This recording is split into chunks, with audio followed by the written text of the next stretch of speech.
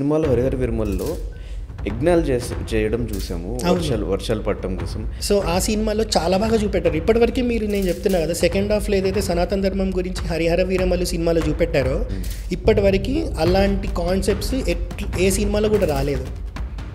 ఇప్పుడు అసలే వర్షాలు పడట్లేదు అక్కడ.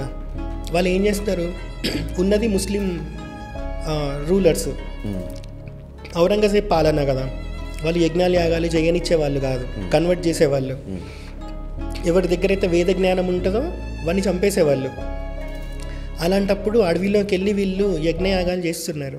పవన్ కళ్యాణ్ వస్తారు, ఇలా వెళ్తుంది పవన్ కళ్యాణ్ బాణం వేస్తే. ఎందుకు బాణం వేస్తారు?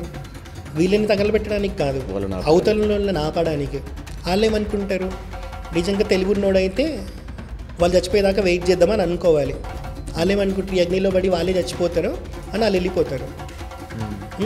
కానీ మీరు ఇక్కడ చూస్తే ఈ ఋత్విక్కులు ఎవరైతే బ్రాహ్మణులు ఉంటారో ఇలా బాణం వెళ్తుంది.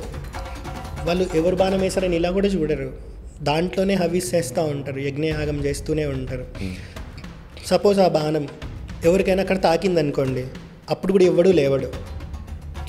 వాళ్ళకి కావాల్సింది ఇక్కడ ఒక ప్రాణం పోయినా సరే వర్షం పడాలి, లోకం కళ్యాణం జరగాలి. ఇప్పుడు ఒక ఆయన పోతాడు, రేపు ఇంకొక జనం ఎత్తుతాడు.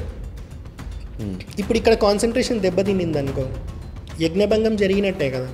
అంత నిష్టతో అప్పటి నుంచి చేస్తున్నప్పుడు ఇంకా వర్షం పడుతుంది అన్న టైంలో కాన్సన్ట్రేషన్ డైవర్ట్ అయింది అనుకో అన్న, అది వాళ్ళు దేవుడు వరం ఇస్తాడు కానీ వాళ్ళు దాన్ని తీసుకోలేరు బ్రాహ్మణులు.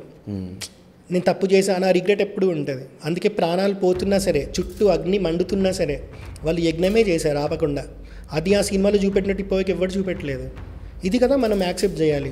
ఫస్ట్ హాఫ్లో ఏముందన్న సినిమా, సెకండ్ హాఫ్లో ఉంది మొత్తం. నేను కూడా అనుకున్నా బాణం ఇలా పోతున్నా ఎవడు ఎందుకు చూడట్లేదు అని. అంత అయిపోయి వర్షాలు పడ్డాక పవన్ కళ్యాణ్ దగ్గరికి వస్తారు కదా, ఆశీర్వదించి వెళ్తారు. ఆశీర్వదించి వెళ్తారు. అలా ఉంటుంది మన దగ్గర.